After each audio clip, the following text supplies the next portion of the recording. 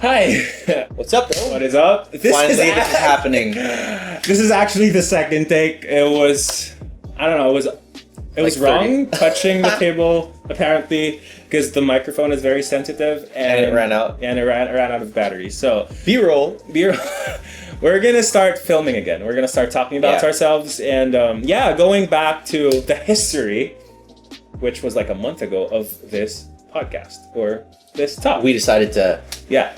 So we were talking, and then you just decided to pick up a tripod, put your GoPro, and then we mount your GoPro, and then you just press record, and then we ended up talking for 2 hours. Yeah, and that's how it started. Yeah.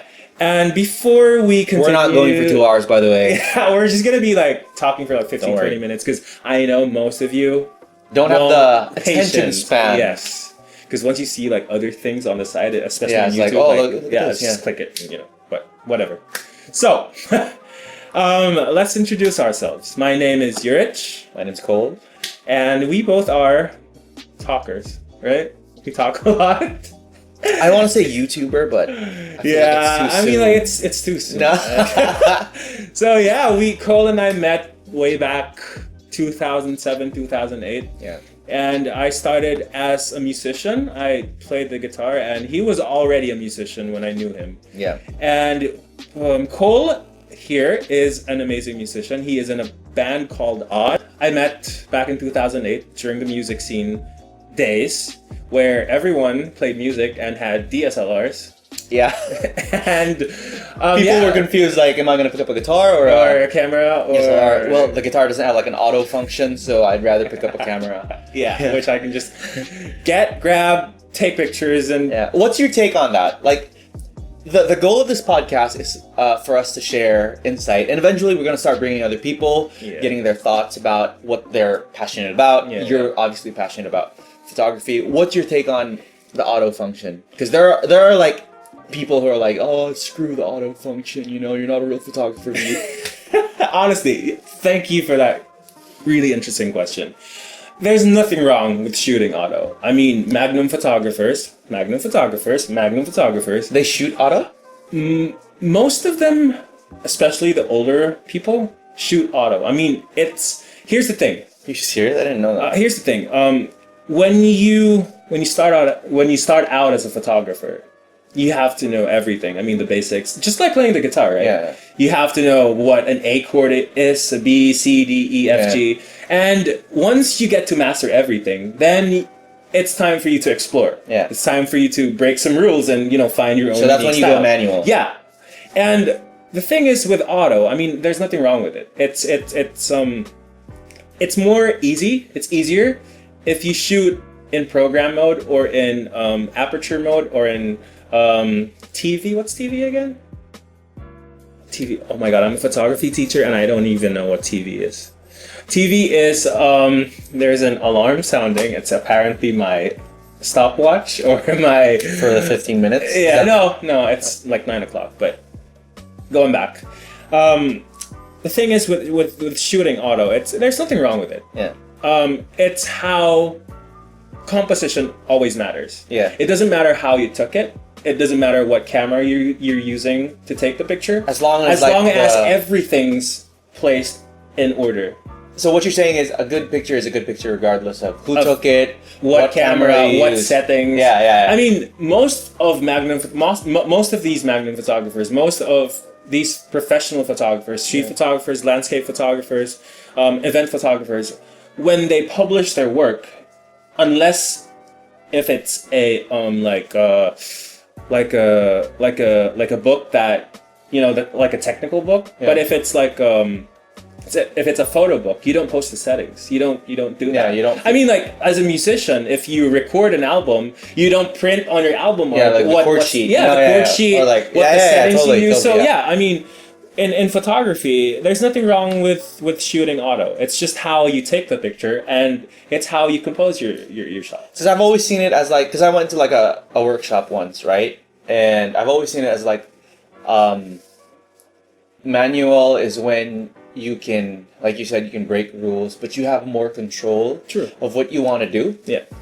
So, yeah, I think a good picture is a good picture. In the same way, a good song is a good song, regardless if I gravitate towards the song or not. You know, there are a lot of songs right now. There are a lot of musicians who are very like snobbish about their preferences. And for me, if it's a good song, it's a good song. I mean, like, if you like it, then you like it. True. I mean, it doesn't matter if you're a rock guitar player or if you're a pop guitar player. Yeah. But if you hear like a jazzy song, and if you're like, oh my god, this is a good song. So regardless of your own style, regardless of your preferences, if it's a good song, then it's a good song. I think that's one of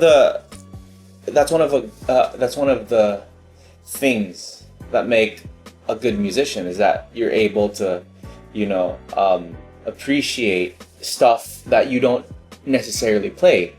I mean, I don't have to play jazz for me to appreciate jazz, you know, and I'm not gonna like, you know, like diss it, like, oh, you know, rock is the way to go. Or I think it comes with wisdom, and it comes with maturity when you're playing music. Or preference. I mean, like, it's usually like this. As a photographer, when you're starting, you think that you're the best photographer in terms of gear. You're the best photographer because you took a picture that gained like 1 million likes or 1,000 likes in social media. But as you grow with your art, and as you grow with your music, as you progress with your own preference, you don't really think about the other people. You think about yourself and how you express yourself, for you to share that expression through music or through photography. And I think that's one good takeaway point in terms of finding your own voice, because people now, especially in social media, they create music, they create photographs, they take photographs and follow a specific trend. Trends die all the time.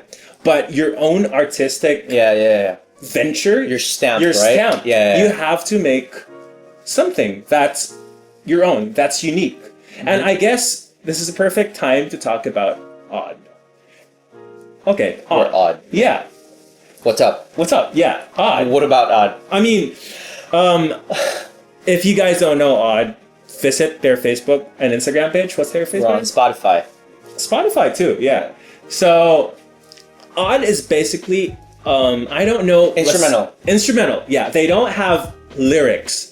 When they perform, it's all instrumental, and most people don't understand why it's like that. Yeah. So he's going to be talking about that. No, I mean, for us here in Dumaguete, it's really new, you know, because it's not.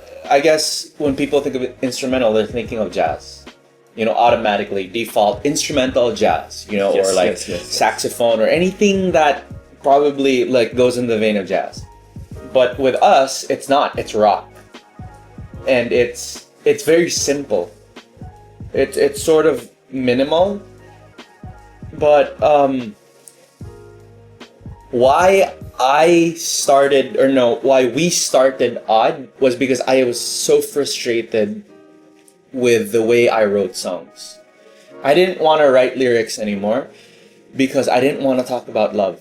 It was during this time when all of the top charts, I mean, still now, right? Up until now, there's nothing wrong about writing. I mean, like writing about love. Yeah, it's just heartbreak. Me. Yeah, it's just personal preference. But when an entire album of like 15 bands with 20 songs per album, or 15 or 12 songs per album, when they all talk about heartbreak, it gets old really quick. I know, I understand. I mean, the last thing I want to hear when I'm heartbroken is a heartbreak song. It doesn't make me feel good, you know? That's just me. I don't know, other people, they like...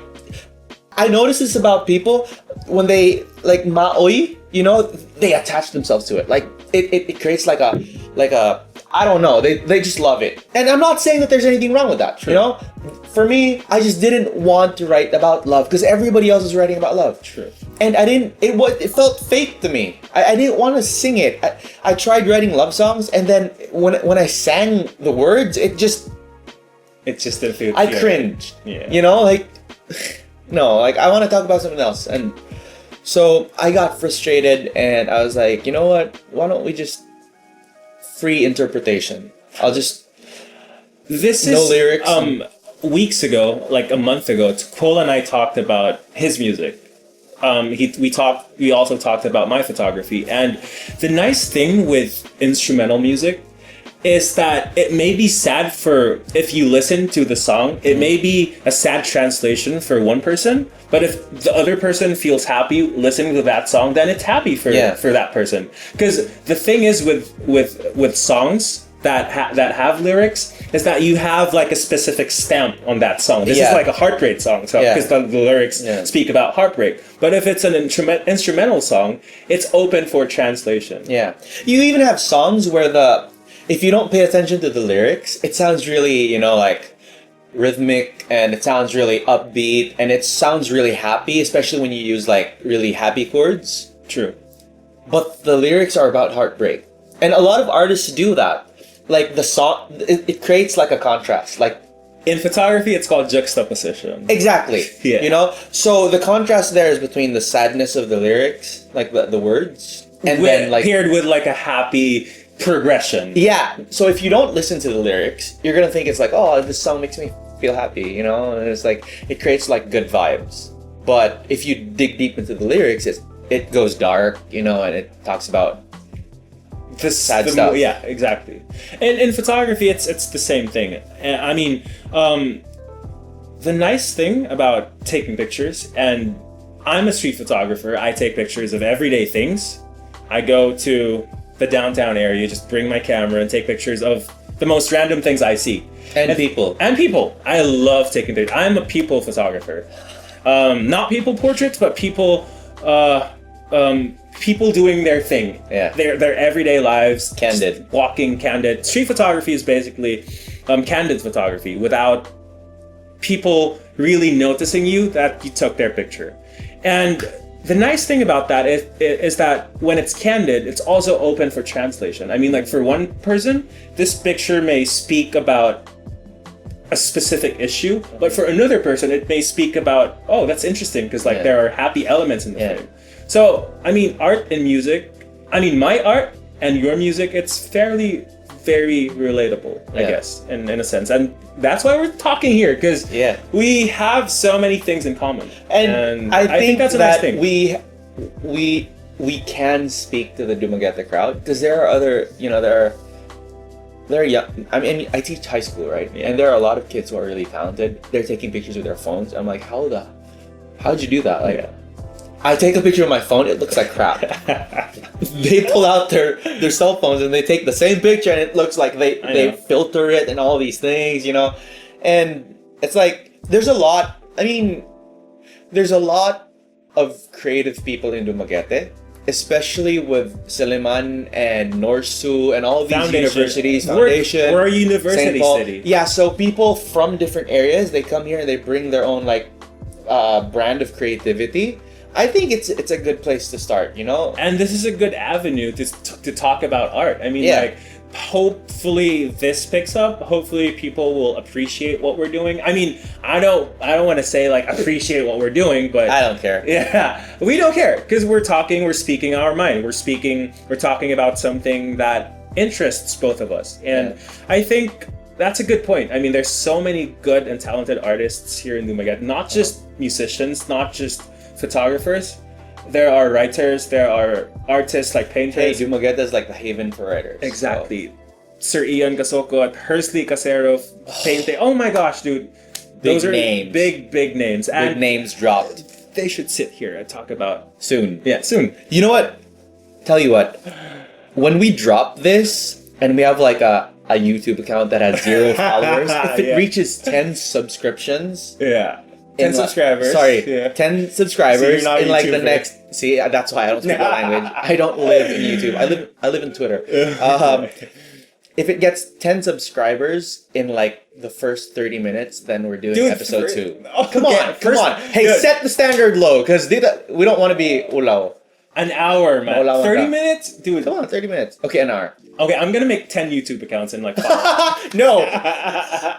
It's unfair. And no, they cannot subscribe. Okay. Because that's already 2. Yeah. So 10 subscribers. So 2 plus 8. In 30 minutes. Come on, 30 minutes. We can do that. Come on. Yeah, we can do that. So, yeah. That's a challenge, and we'll make episode 2. Yeah, we should make episode 2. No, if it gets 10 subscribers. If not, then we will, continue with our mundane lives. It's 15 minutes. The limit is 20 minutes. But before we wrap everything up, I just want to... No, we haven't introduced ourselves and what we do for a living. Cole here is... I'm an English teacher and a frustrated musician. What's up?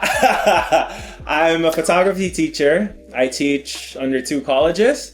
And Really? I'm the frustrated musician. He's the good musician. I'm the frustrated photographer. Yeah, he's the frustrated You photographer. just validated that point. Grabiha, you're supposed to be encouraging me. No, bro, you...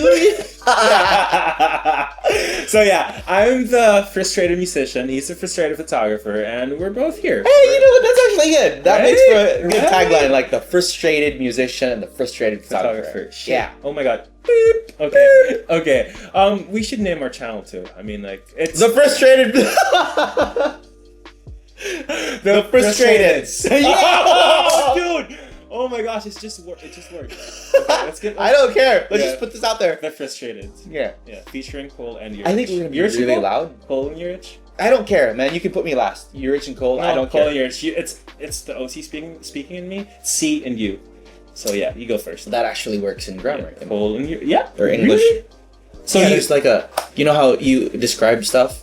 Like the salty, dark... there's a but proper... salty and dark. It's letter D, so you start with D, or No, there's a rule for which adjectives come first. So you just don't like mix it. I don't want to talk about English. Okay. So guys, yeah, 10 subscribers. 10 subscribers. 30 minutes. 30 minutes after we post this, and we're making episode 2. So this show is called The Frustrated. I don't know. Yeah, I I mean don't know. that's like if you guys have suggestions on Yes, what we we're should taking name suggestions, yes. our podcast. Yeah. And this like most random talk about everything. When are we gonna post this? Are they gonna finish this tonight? No, probably Okay. tomorrow. Probably. I'm really Yeah, excited. Yeah, I'm excited too.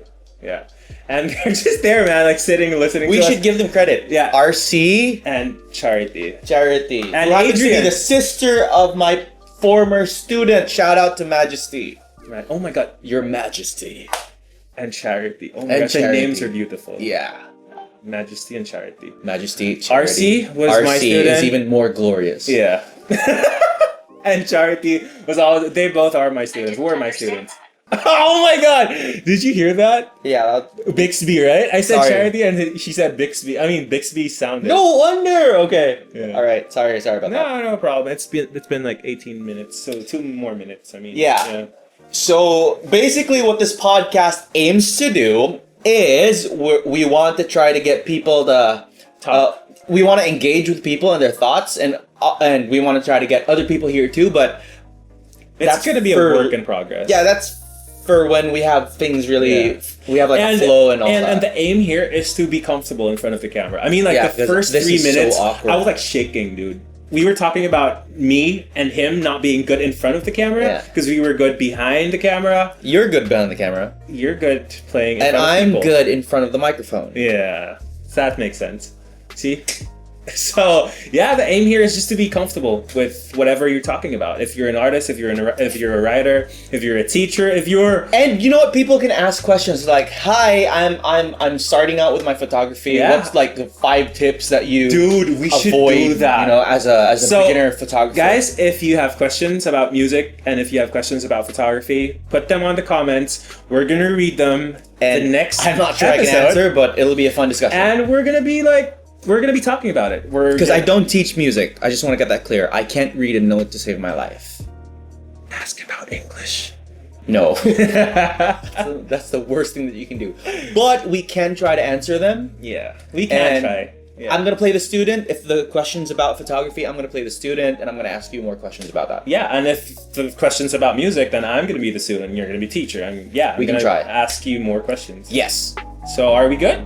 we're good. So the Frustrated episode 1 is out. That's a wrap. Thank you so much.